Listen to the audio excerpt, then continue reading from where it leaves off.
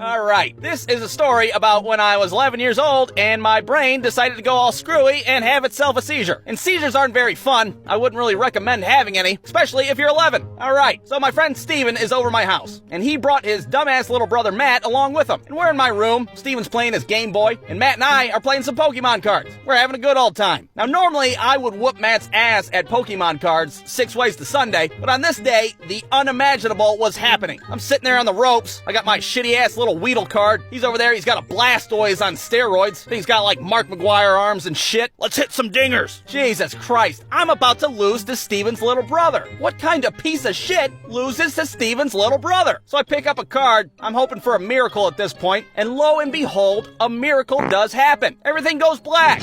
I fall over like a sack of potatoes, and I start foaming at the mouth like a wild animal. I'm having what some people would call a seizure. And I didn't even get to have one of the fun seizures. You know, where you're flopping around like a fish. No, I just laid there, half dead, eyes wide open. What a ripoff. Now, Steven and Matt, they see this whole thing, and they think I'm faking it. Oh, come on, I was just about to win. Stop laying there being an asshole. Who the hell knows how long I laid there before my dad finally walked in? Hey, what kind of shit do you guys want on your hot dogs? Whoa, what the hell happened to him? Ooh, I want ketchup. Oh, yeah, we think your son's dead. Now, I don't remember any of this because my brain doesn't work anymore, apparently. The next thing that I did remember is waking up on the couch with everybody staring at me. What the hell? Why is everybody staring at me? What is this, some kind of shitty surprise birthday party? The paramedics bust through the door. They carry me to the ambulance. I'm still completely oblivious to what's going on.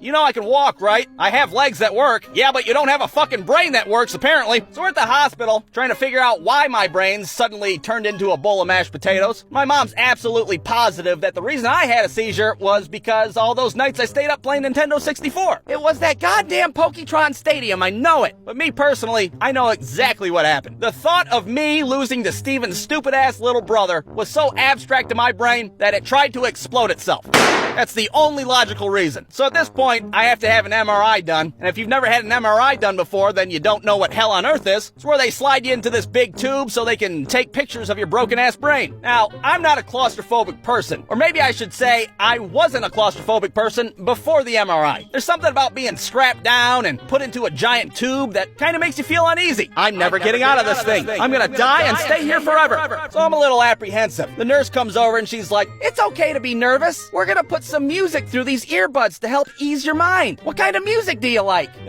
You guys got any Limp Bizkit? Let me check."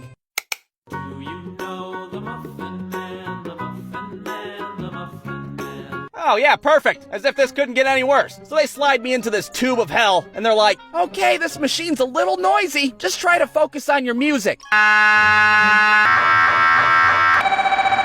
Oh yeah, a little noisy. That's a bit of an understatement, don't you think? So much for the goddamn Muffin Man, I can't hear anything. So there I am, completely stuck in a tube, listening to R2-D2 have loud sex with a garbage disposal. Every now and then the machine would stop, goddamn Muffin Man would chime back into my ears.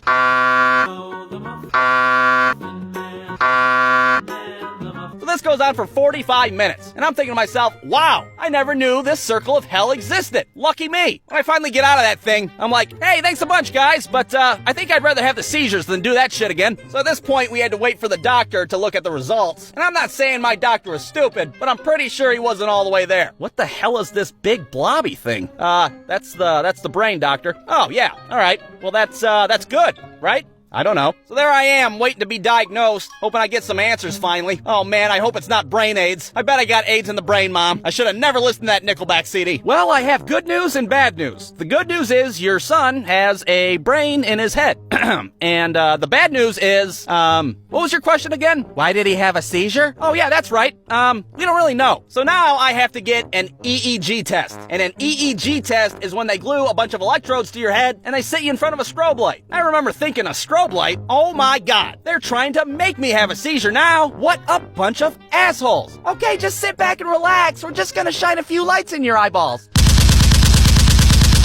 you feeling? You feeling a little seizure-y? No, but I'm feeling like my goddamn brain's gonna explode. Oh man, I thought you'd be flopping all over the floor by now. Well, I guess we could hit you in the head with this frying pan and see what happens. So after all this hellacious testing, my doctor concludes that he doesn't really know why I had a seizure. Sometimes your brain's just stupid, I guess. I don't know. What do I look like, a doctor? So I never figured out why, and I never had a seizure since then. But there's one good thing that came from this whole shitty mess. And that was, from then on, I could always fake a seizure and get out of losing any game. Aha! Checkmate! I win! Oh, god damn it, not again!